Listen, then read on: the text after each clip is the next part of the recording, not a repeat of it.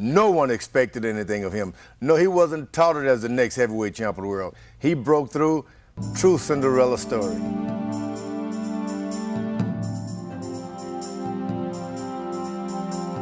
Jimmy Braddock was a major, major star, a hope, a star in the sky, a star in the headlines for the Depression era. The Depression-starved, literally, fan identified with him. He had been on welfare, he had made something of himself, come off welfare, and was a champion.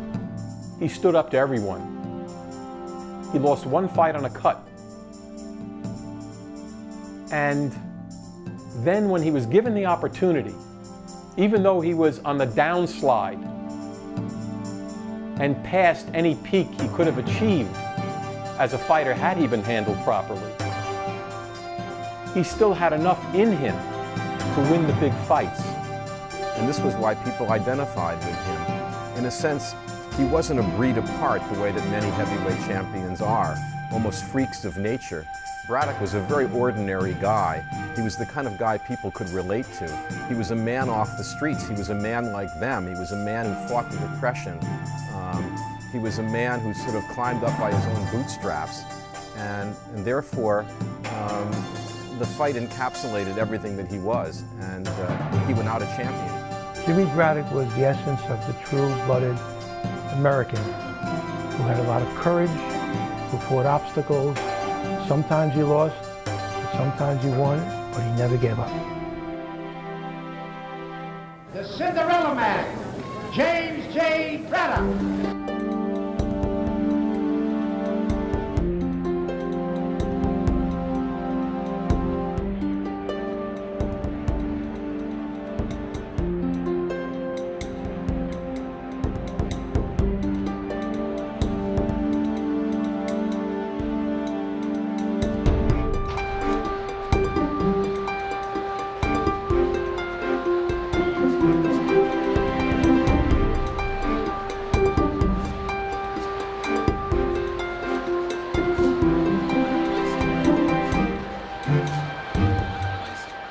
During the 20s and 30s, three of the most popular sports in America were baseball, horse racing, and boxing. Millions of people listened to boxing on the radio every day.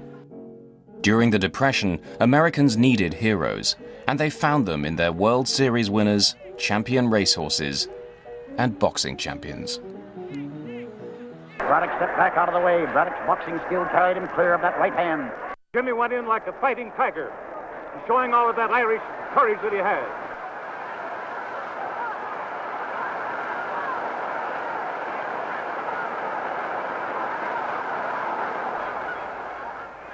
The winner and you heavyweight champion. For as long as the history of boxing will be told, one man will be recognized as the Cinderella Man. James J. Braddock was considered a routine challenger for the then heavyweight champion Max Baer. But in one of the greatest upsets of all time, Braddock proved what hard work, a stubborn nature, and a little luck of the Irish can achieve. Braddock was a likable fellow, and he was an everyman. His story was something that appealed to people, and for that reason he was really very popular. James Braddock was born in the once notorious Hell's Kitchen district of New York City on June 7, 1905. He grew up in an era of Irish-American boxing champions, so his boyhood heroes were boxers. Braddock was still a young child when the family moved across the river from New York City to New Jersey.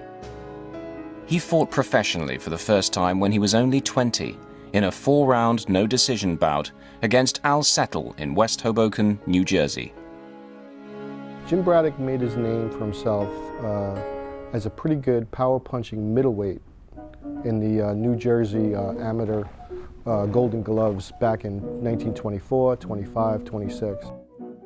In 1926, Jim Braddock went unbeaten in the small halls of New Jersey and New York City and began to make a name for himself.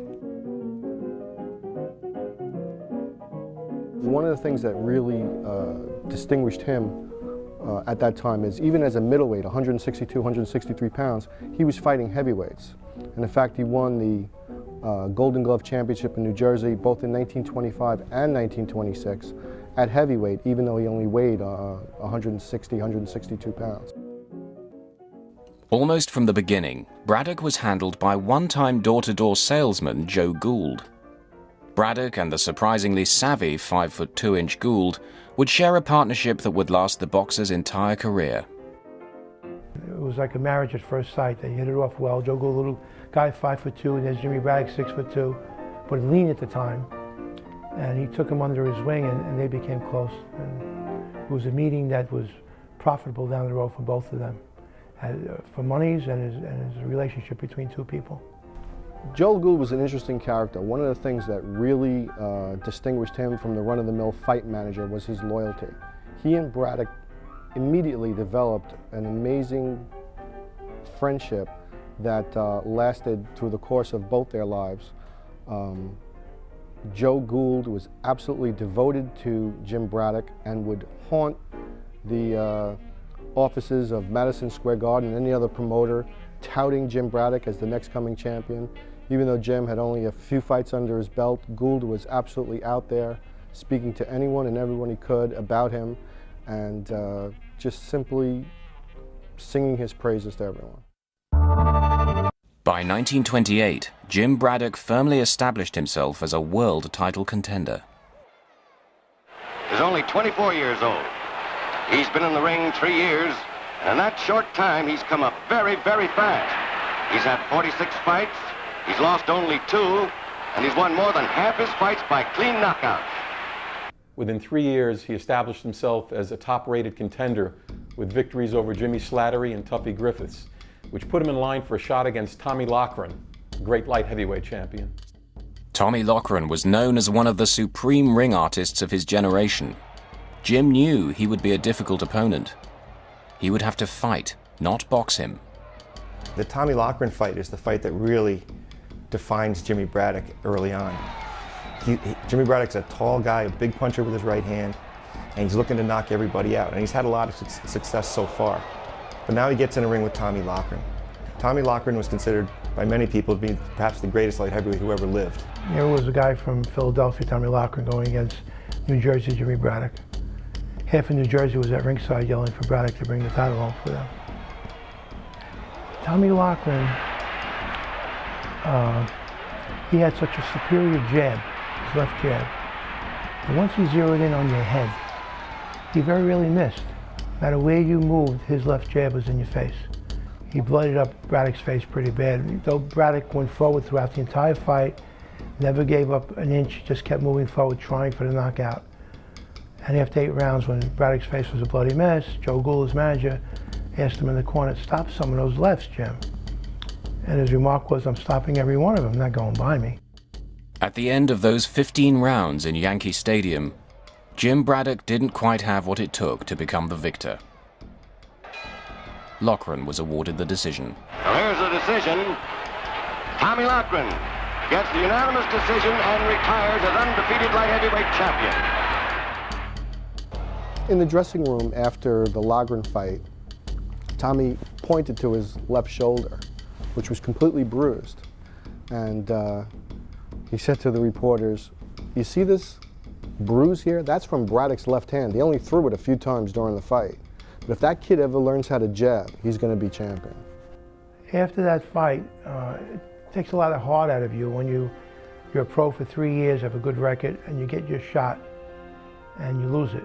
Here's a guy, a young fighter, had fought for the light heavyweight championship of the world, and then slowly, for no real good reason, starts to lose a bout, break a hand, lose another bout, win a bout, break a hand again, break a collarbone. Things didn't seem to be going right for him.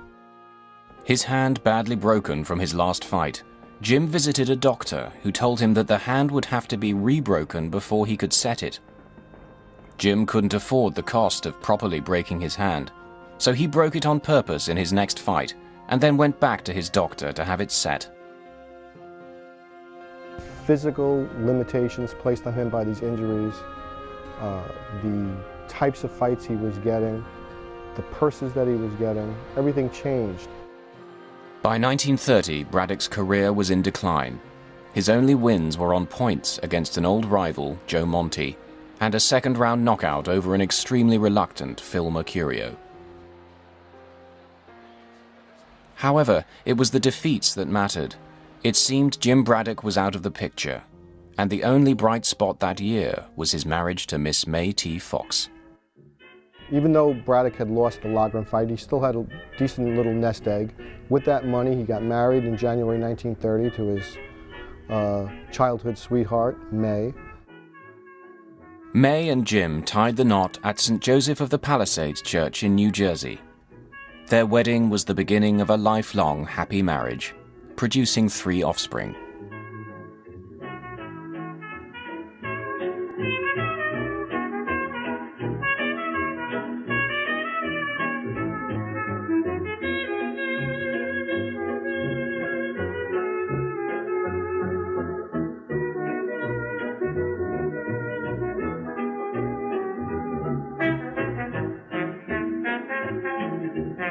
May Braddock had the fears of any wife of a professional prize fighter. They always want them to quit. She knew that Jimmy was struggling and that there weren't many choices. His wife really never liked the idea that he was a fighter. Fighters got hurt. She had heard fighters, some of them die, like Frankie Campbell. Well, I saw him fight once. That was only 1 round, and I ran out of the place screaming. From 1930 to 1933, Jimmy Braddock lost more fights than he won. He was trying to change his style, but he still had a stubbornness about him. He was still a big right-hand puncher, but now he didn't really have a right hand. He broke it almost every time he'd hit someone hard. He invested heavily in a taxi cab company, and within 6 or 7 months, the taxi cab company failed, and he and his new bride were in dire straits. The economy seemed to be traveling down the same road as Braddock's career. The Depression had hit hard by 1932. Thousands of banks closed, unemployment was on the rise, and the average annual income dropped to a mere $1,400 a year. Boxing, like the nation, all nations in fact, was on bad times. Just as the Depression had wiped out many, many, many businesses, boxing, after Jack Dempsey and Gene Tunney had retired, really was a Depression area in and of itself. And by now, Braddock and his wife had 3 children.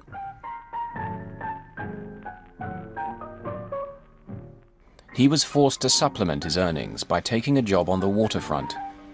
It seemed Jim Braddock was destined to become one of boxing's might-have-beens. In order to provide for his family, has got to turn to another form of work besides boxing, which is the only thing he's really ever known. So he gets a job working on the docks out in New Jersey as a longshoreman, a couple of nights here and there as a bartender, shoveling coal, shoveling snow, any simple piece of work that he can do to try and provide for his family. The papers were filled with stories about Braddock's family. There were pictures of his kids and pictures of his wife, and there were numerous accounts of the great difficulty that he had supporting them all. There's one wonderful story about how after one of his fights, when he finally had a few bucks in his pocket, he didn't even go home directly. He went directly to the grocery store, bought some food and milk for his kids, and went directly home and fed them. I think the boxing haven't changed much. It's always been a door for the underprivileged. People without a whole lot of education, men without any other way out, they choose boxing to work out, try to get $1 here, get $1 there. After a no contest against Abe Feldman in September 1933 and several broken hands, Braddock essentially retired from boxing. Braddock fought Abe Feldman in Mount Vernon, New York. This was the low point of Braddock's career. He didn't have a left hand. Every time he threw his right hand, he'd break it. He fought a guy, an average fighter, an Abe Feldman, a guy he should easily handle. The fight was so bad, the referee actually stopped the fight and threw both fighters out of the ring. At this point, he really believes that he's retired. But there's one guy that's still pulling from him, Joe Gould, who's still haunting the offices at Madison Square Garden. Can't you use Jim for one more fight?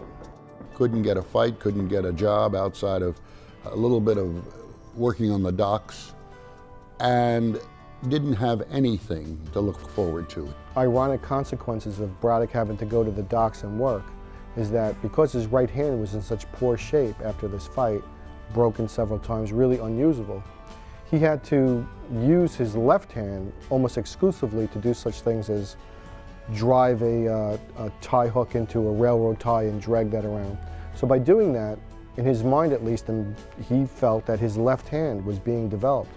And by 1934, he was in pretty good shape from working outside and working on the docks, and his left was as strong as his right. Then, in 1934, the Irishman's luck suddenly changed. Then brought him back into contention by putting him in a fight on the undercard of the Max Baer Primo Carnera fight against an up-and-coming KO artist named Corn Griffin. He agreed to come out for $250 to fight a young, upcoming fighter named Corn Griffin, who was a fighter on the rise, a young fighter, and they were looking for him to fight some named fighters. And Braddock, though he was sort of over the hill, he was a worthy opponent. People knew of him. He's a courageous fighter, fought for the light heavyweight championship. And they thought that would be a good for Corn Griffin. In many ways, the Corn Griffin fight was the toughest fight of Jimmy Braddock's comeback.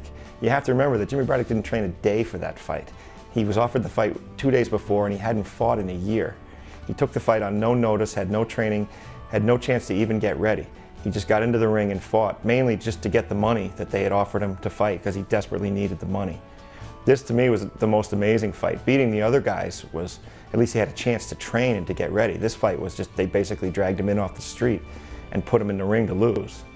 Well, Braddock, who had seen the bottom, he'd seen tough times, being on relief, was really hungry for this fight.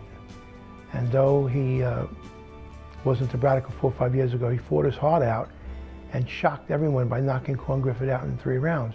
And then he runs over to the ropes and he shouts to the reporters, "I did that on hash. Get me a couple of steaks and you'll really see what I can do."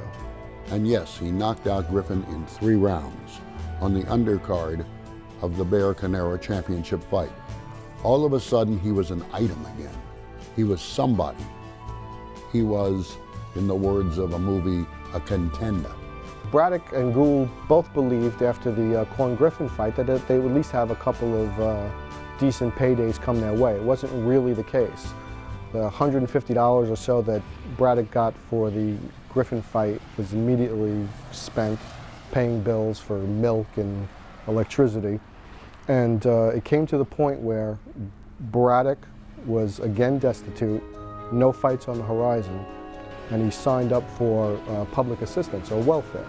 This was a major, major crisis turning point in this guy's life because as a proud father and provider, to take from the government was not something that was normal. It was a new concept under the Roosevelt's New Deal for this sort of welfare to be given out. But Braddock did bite the bullet. He went down, he signed up, and he got the magnificent sum of $6.87 a week. As a result of the stunning knockout of Corn Griffin, Braddock got a chance to fight John Henry Lewis, the up-and-coming light heavyweight, who had beaten Braddock earlier in his career. In November 1934, Braddock finally gets another fight. And what does it happen to be? It happens to be against a guy who's a budding superstar, a guy that's already beaten him before, John Henry Lewis out of San Francisco, just one of the best, most feared fighters of the time. They throw Braddock in with him. This is supposed to be John Henry Lewis's coming out party for the New York crowd. And Braddock again pulls off the big upset, drops Lewis in the 5th round, wins the 10-round decision, and the $750 that goes with it. After a high-profile win over John Henry Lewis, Braddock was matched against Art Lasky, the apparent next in line to meet the heavyweight champion, and the Cinderella Man was born. People were surprised he beats John Henry Lewis. And a few months go by and they've got a young fighter named Art Lasky. And they're promoting him as the next upcoming champion. He had a good record, didn't beat too many great fighters, but he had some good fights. And he was a big favorite, I think 5-1 to beat Braddock. By the spring of 1934, Max Baer was the champion, and Madison Square Garden was casting around for who would be the big opponent for the summer fight against Baer. And Art Lasky was apparently the #1 contender. He had beaten a few different people and was the guy that they wanted to showcase, so they put him in with Jim Braddock as a showcase. Another big mistake, because Braddock went 15 rounds, probably fought the best fight of his career against Art Lasky. You know, if you had to really sum up Jimmy Braddock, I think Damon Runyon came up with the best way. That was the Cinderella Man. And what does that comprise? It comprises two parts. It comprises a fairy tale element, and then there's that story of somebody who can take the most adverse conditions and lift themselves out of it and succeed. Braddock was now remarkably the #1 contender for the world heavyweight title against champion Max Baer. Max Baer had been known as a tremendous, hellacious right-hand puncher, and he could be a dirty fighter. He threw a lot of backhands. He did a lot of rough tactics that he got away with because he was colorful. He was a big person at 6'3", 215 pounds. Tremendous puncher. The sad, tragic fact is he's responsible, through his awesome power, for the demise of two fighters that are attributed to that power. And one is Frankie Campbell, and then the death of Ernie Schaff.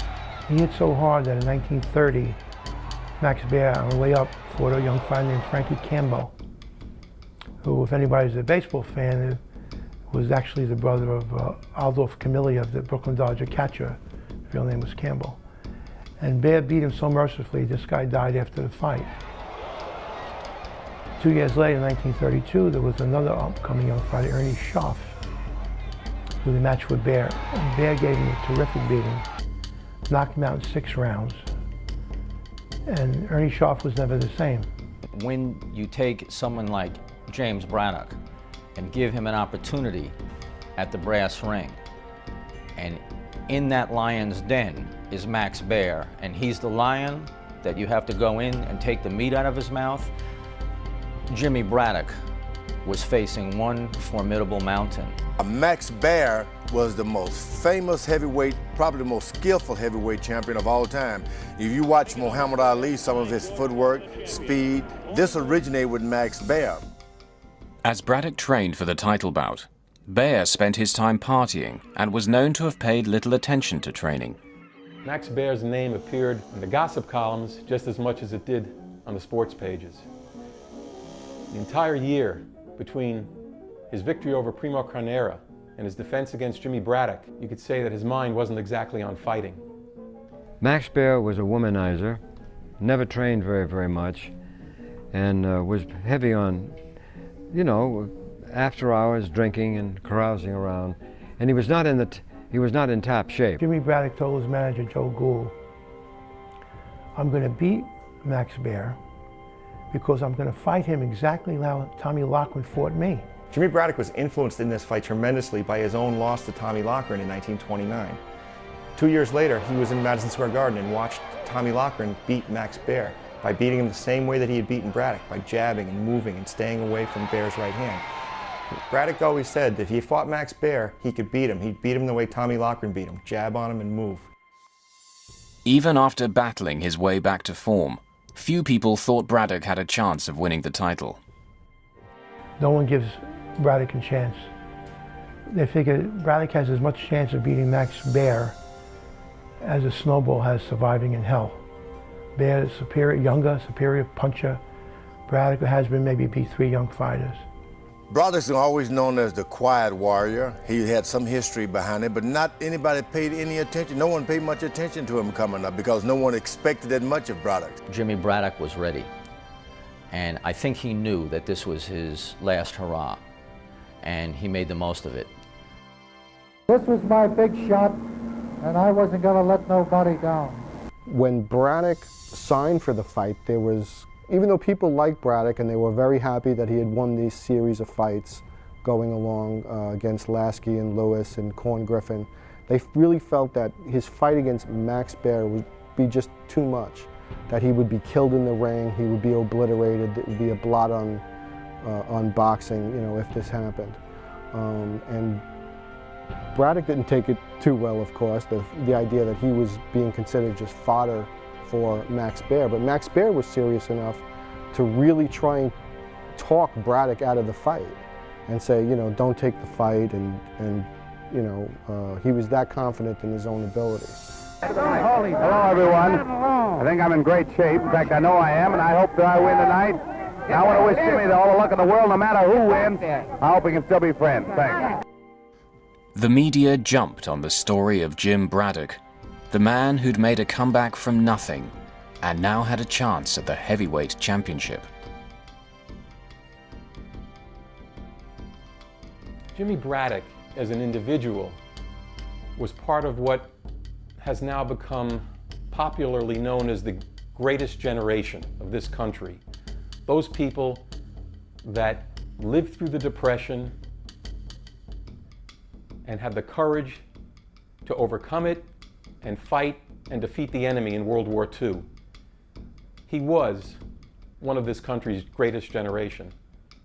Let me assert my firm belief that the only thing we have to fear is fear itself. The 30s were a terrible time for America, but the world. But it was a depressed time, and the whole Depression was so, I think, so much a burden on everyone's shoulders, mentally as well as financially, with 1 out of every 3 Americans standing in line to be fed, apples being sold on corners. And the belly of hope was now an empty belly of food. And we were looking for anything, any heroes. Braddock did something after the Lasky fight that really shows the type of person that he was and where he was coming from. He took the bulk of his purse and he went and he repaid the money that he had received through that era's welfare home relief.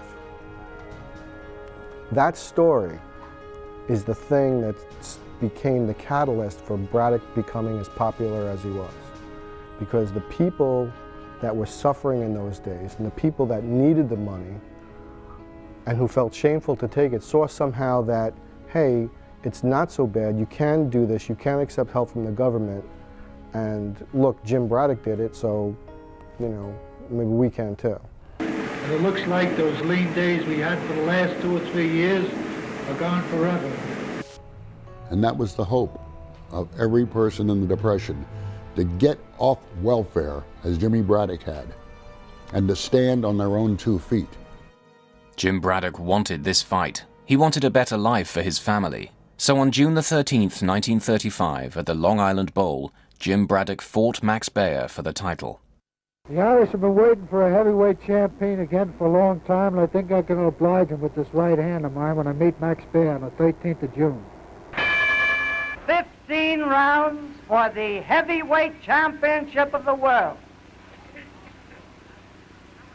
Introducing the world's heavyweight champion from Livermore, California, Max Baer.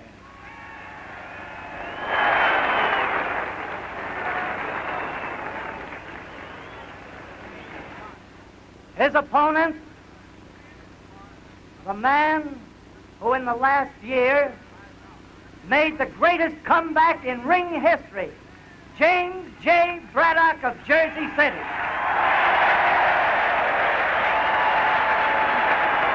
Either one of you happen to go down, the other one goes to the farther corner. The bell rang. Braddock held his own and took many of the first 6 rounds. One of the more successful tactics Braddock utilized in the Max Baer fight was that instead of what we call stepping with the jab in a clockwise direction, he would move counterclockwise away from Baer's right hand. He would still get hit with it, but it negated the full power of that right hand that had knocked out Max Schmeling. Baer is playing with him, toying with him, trying to suck him into a punch. And Braddock is in there keeping his hands high, jabbing, stepping through. There are times when Bear is so frustrated against Jimmy Braddock that he fouls him, he hits him with a backhand, he hits him in the nuts, he just tries every little trick of the trade, you know, to throw Jimmy off his game. And there's one little sequence I remember in the fight where Bear smacks Braddock across the face with an illegal punch, and Jimmy, rather than turn to the referee or do anything too flashy, because Braddock wasn't a flashy guy, simply pulls Bear into a clinch and butts him right in the face. Braddock's fighting style was pretty aggressive. He was elusive to beat a counterpuncher in Max Bear. After 6 rounds of lackluster performance from Bear, the crowd began rooting for the sentimental favorite, Braddock. Fans, after 5 or 6 rounds, start booing because they think that Bear should be doing more. And Bear tried, but he wasn't able to land 2 clean punches on Braddock.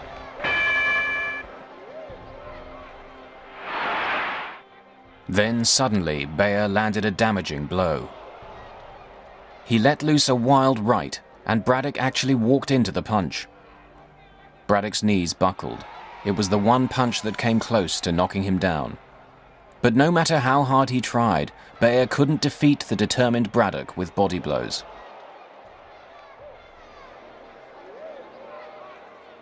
What was also discouraging to Max Bear, if you watch the footage closely, is that he did land on Braddock to the body, and he did not stop trying to knock Braddock out. But Braddock withstood the punishment, and that is very demoralizing to a puncher.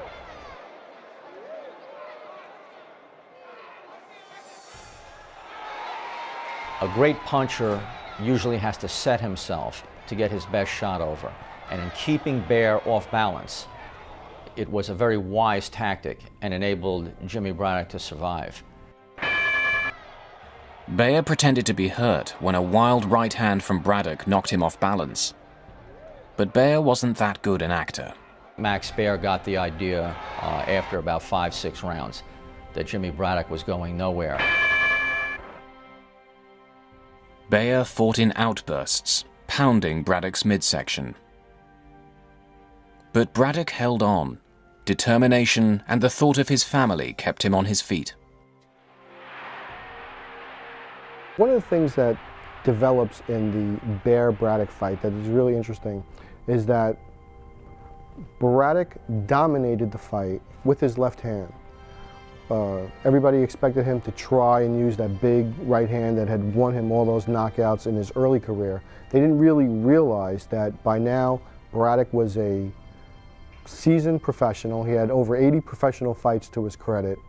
He knew how to use both hands, and he knew from watching Bear against Tommy Loughran that the way to beat Max Bear was to keep him at a distance, to outbox him, to frustrate him, and Braddock does all these things to perfection. Braddock withstood the pounding and managed to keep countering Bear's thundering body shots. The crowd was in a frenzy as the final round came to a close. Regardless of whether Braddock had won or lost, he'd won the hearts of all America. He had fought the good fight, and he had survived. Then the announcement came. The winner and new heavyweight champion! Braddock won. He took 9 of the 15 rounds to win in a unanimous decision. After the Max Bear fight, they interviewed both in the ring. Max Bear says on radio to the interviewer, "I'm happy for Jimmy." Braddock always said, there are 500 ways to beat any given fighter. I had 499 ways to beat Max Bear. So in Braddock's mind, he always had the ability or the know-how to beat Max Bear. Braddock made one of the greatest comebacks in the history of boxing and furnished a ring upset that has been unparalleled in modern times. Jimmy Braddock was now the heavyweight champion of the world. Joe Gould had maneuvered him into the shot and now the championship. And now they just put it under their arm and went back to sleep. But waiting in the wings was a ferocious newcomer, Joe Louis, coined the Brown Bomber. After the fight, he was quoted as saying, "Ain't nobody gonna tell me these are the 2 best fighters in the world." At the time Jimmy Braddock defeated Max Baer for the heavyweight championship of the world. A young black man by the name of Joe Louis was making a tremendous name for himself in the heavyweight ranks, going through all the challengers like a hot knife through butter. By the spring of 1936, the logical contender, #1 contender for Jimmy Braddock's title, was this young phenomenon named Joe Louis. Joe Louis began in Detroit, moved to Chicago, was really a phenomenon in the Midwest. He was a legend in the Midwest and came to New York with enormous anticipation. The entire American boxing public was waiting to see him fight. And even after he had 3 or 4 fights, they started calling him the next heavyweight champion of the world because had all the skill, had all the punching power, best combination fight in the world. Everyone expected Joe Louis to become heavyweight champion of the world. But any plans for Braddock to fight Joe Louis were disrupted when a German fighter, Max Schmeling, knocked Louis out in a 12-round bout. This phenomenon meets defeat at the fists of Max Schmeling. Ergo, the New York State Athletic Commission dictates that Schmeling is the #1 challenger, the former champion Schmeling, for Jimmy Braddock's crown. Max Schmeling had ascended to the #1 challenger position with his surprising defeat of Joe Louis. But Schmeling was from Germany, and the fear was that if Schmeling were to defeat Braddock for the heavyweight championship, the Nazis would keep the title in Germany, where they would use it as a propaganda tool. So Braddock has got to start looking for a way to get out of his fight with Schmeling and fight Joe Louis instead. That's the way to go. There is a war going on for control of Madison Square Garden. Colonel Kirkpatrick is head of it. Jimmy Johnston, the boy bandit, is the matchmaker. And so does the Madison Square Garden Corporation. They are now threatening federal court action through their president, Colonel J. Reed Kilpatrick.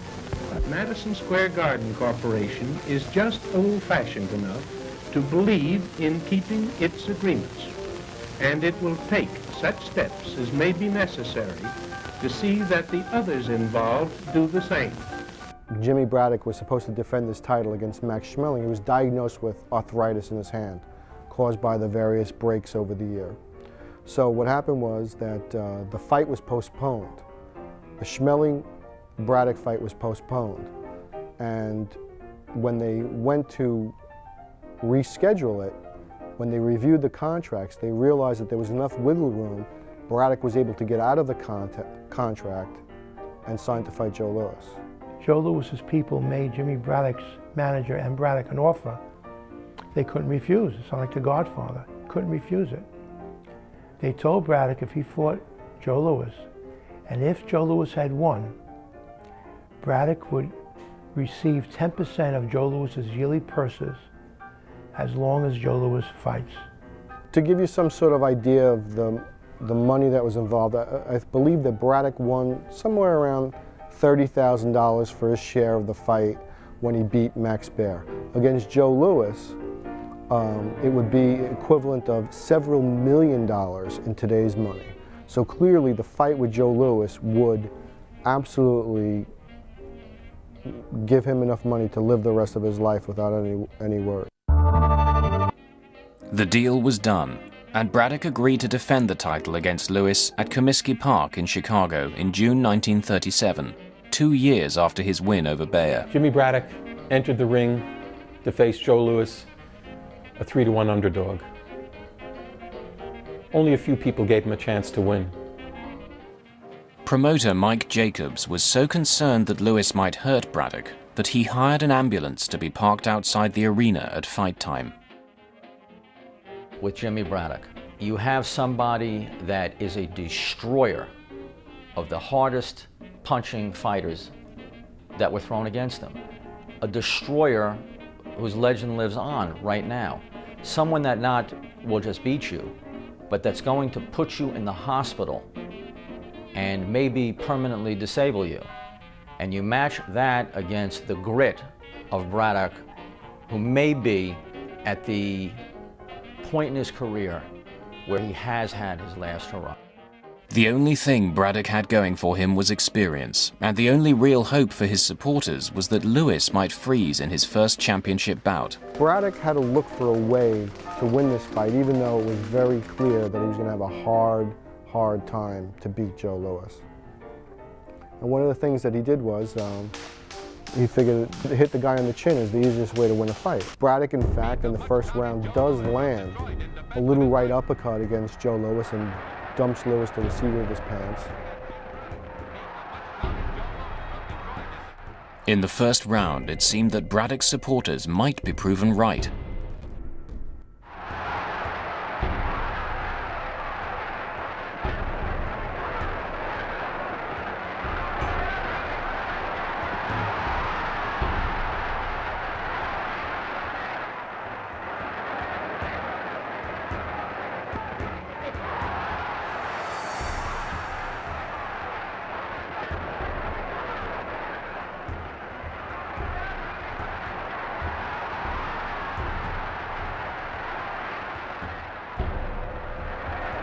Joe Lewis, as the films clearly show, came out in the first round and started to probe Braddock like a matador in a bull, and just to see what his reactions were. And in opening up on Braddock a little bit, Joe Lewis made one fatal mistake, and Jimmy Braddock still had enough in him, enough cagey veteran knowledge to pull the string on Joe Lewis. Braddock, in fact, in the first round does land a little right uppercut against Joe Lewis and dumps Lewis to the seat of his pants.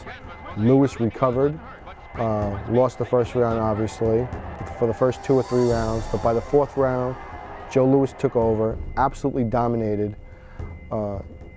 It got to the point by the 6th round, every time that Lewis hit Braddock, the crowd was just absolutely imploring the referee to stop the fight. And when Braddock came back to his corner, Joe Gould, his manager, said, "That's it, Jim, you've had enough, I'm stopping the fight."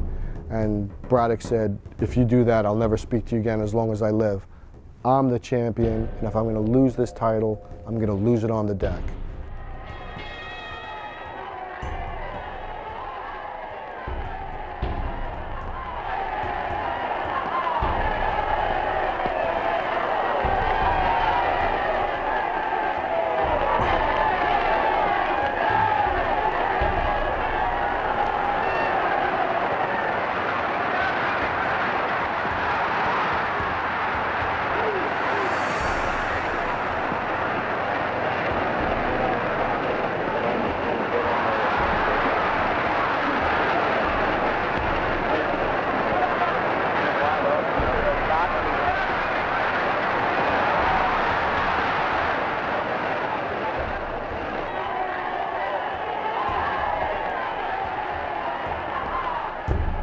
And Lewis just simply overwhelmed him. Finally hit him one right hand in the 8th round and dropped him. For the first time Braddock had ever been down, and he was counted out there. Braddock was gashed horribly on the mouth and above and below the left eye. He would need 23 stitches in his face. Lewis drove Braddock's tooth right through his mouthpiece and his lip. When Braddock went down, he lay there, and then his body relaxed. And anyone that has been hit that hard, and I have, can tell you that the pain and the numbness spreads, whether it's in the body or to the head. And it's just incredible, the punishment that Jimmy Braddock took that night. I don't think anyone could have stopped Joe Lewis on the night he went after the heavyweight championship, but Jimmy Braddock tried. Jimmy Braddock, having the pride of a great champion, didn't want to end his career with a loss. He wanted to go out a winner. He signed for one more fight with the #1 challenger, Tommy Farr, who only 3 months earlier had lost a close decision to Joe Lewis. In January of 1938, Jim Braddock returned to the ring one more time before announcing his retirement. So he chose to fight one more fight. But he could have looked for an easy fight. He didn't. He chose to fight Tommy Farr.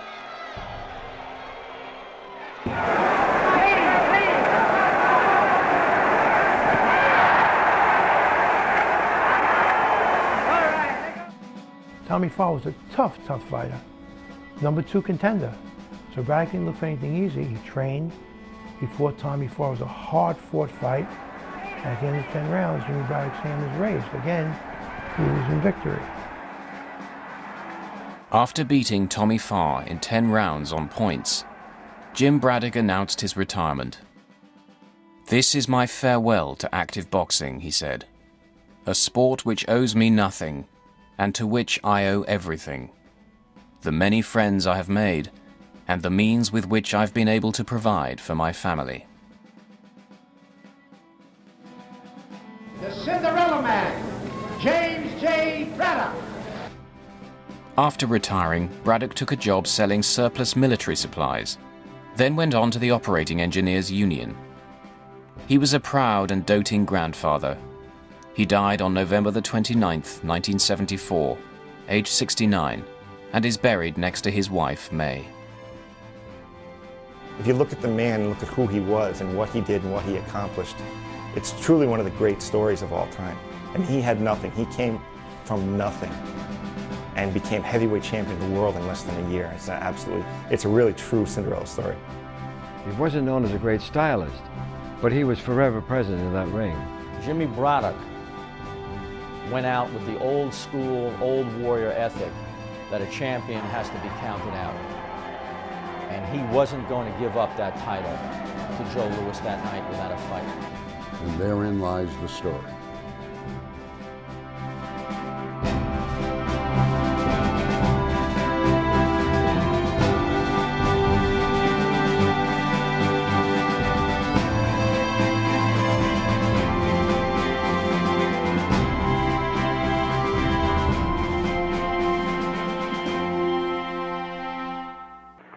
Gangbusters has a special narrator for tonight's case. Former heavyweight champion of the world, Jim Braddock. The inside facts in the case of the Jersey Butcher Bandits.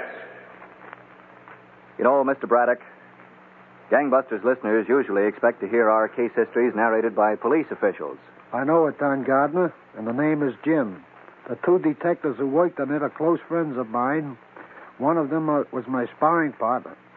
I saw them work for 48 hours without sleep and for weeks without taking a day off. So I called you up. I thought that I, as a citizen, should come and tell other citizens what our police are doing to protect us. Well, when you got in touch with us, Jim, we thought it would be a splendid idea, so why don't you go right ahead? All right, Don. Suppose we begin one day last summer. Go along.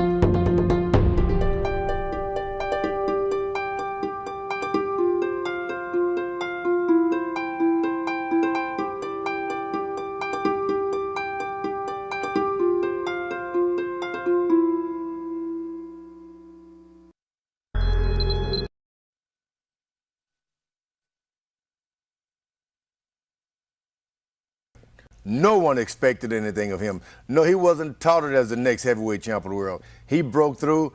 True Cinderella story.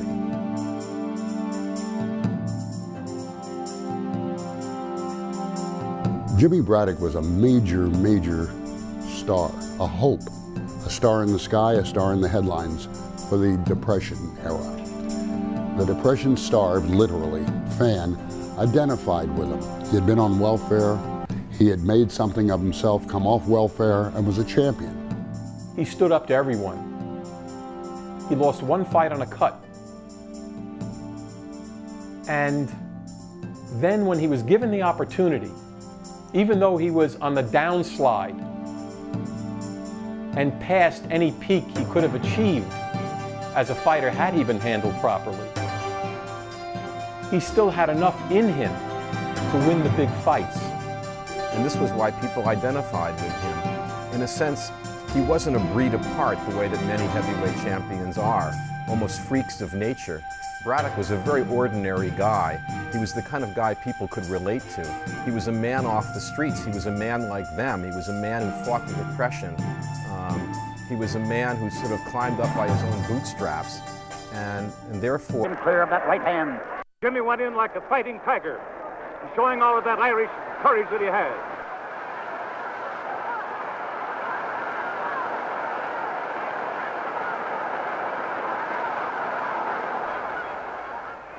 The winner and new heavyweight champion.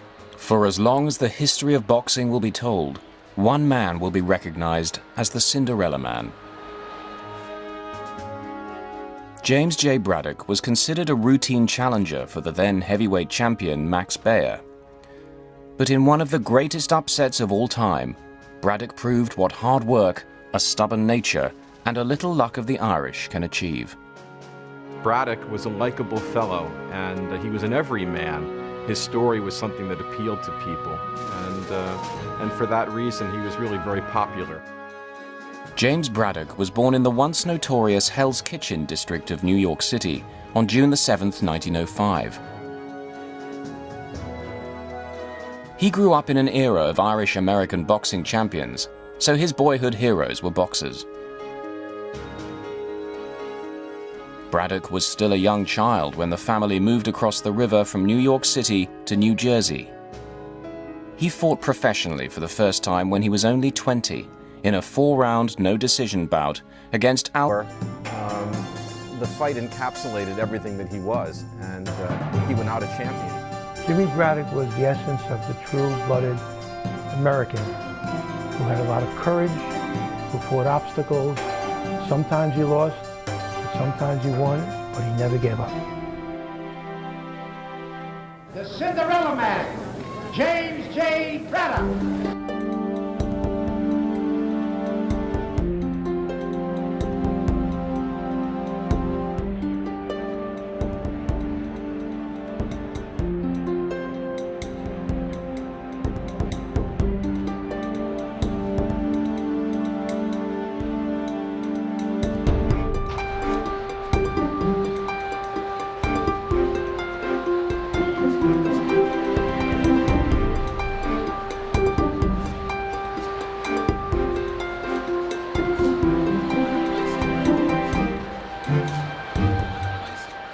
During the 20s and 30s, 3 of the most popular sports in America were baseball, horse racing, and boxing. Millions of people listened to boxing on the radio every day. During the Depression, Americans needed heroes, and they found them in their World Series winners, champion racehorses, and boxing champions. Braddock stepped back out of the way. Braddock's boxing skill carried. Settle in West Hoboken, New Jersey. Jim Braddock made his name for himself as a pretty good power-punching middleweight in the New Jersey amateur Golden Gloves back in 1924, 25, 26. In 1926, Jim Braddock went unbeaten in the small halls of New Jersey and New York City and began to make a name for himself.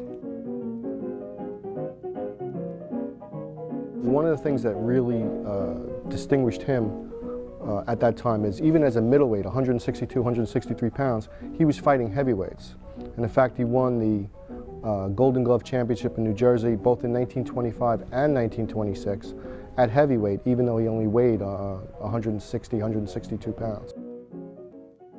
Almost from the beginning, Braddock was handled by one-time door-to-door salesman Joe Gould. Braddock and the surprisingly savvy 5'2" Gould would share a partnership that would last the boxer's entire career. It was like a marriage at first sight. They hit it off well. Joe Gould, little guy, 5'2", and there's Jimmy Braddock, 6'2", but lean at the time. And he took him under his wing, and they became close. And it was a meeting that was profitable down the road for both of them, for monies and his relationship between two people. Joe Gould was an interesting character. One of the things that really distinguished him from the run-of-the-mill fight manager was his loyalty. He and Braddock immediately developed an amazing friendship that lasted through the course of both their lives. Joe Gould was absolutely devoted to Jim Braddock and would haunt the offices of Madison Square Garden and any other promoter, touting Jim Braddock as the next coming champion. Even though Jim had only a few fights under his belt, Gould was absolutely out there, speaking to anyone and everyone he could about him, and just simply singing his praises to everyone. By 1928, Jim Braddock firmly established himself as a world title contender. He's only 24 years old. He's been in the ring 3 years, and in that short time, he's come up very, very fast. He's had 46 fights, he's lost only 2, and he's won more than half his fights by clean knockouts. Within 3 years, he established himself as a top-rated contender with victories over Jimmy Slattery and Tuffy Griffiths, which put him in line for a shot against Tommy Loughran, great light heavyweight champion. Tommy Loughran was known as one of the supreme ring artists of his generation. Jim knew he would be a difficult opponent. He would have to fight, not box him. The Tommy Loughran fight is the fight that really defines Jimmy Braddock early on. Jimmy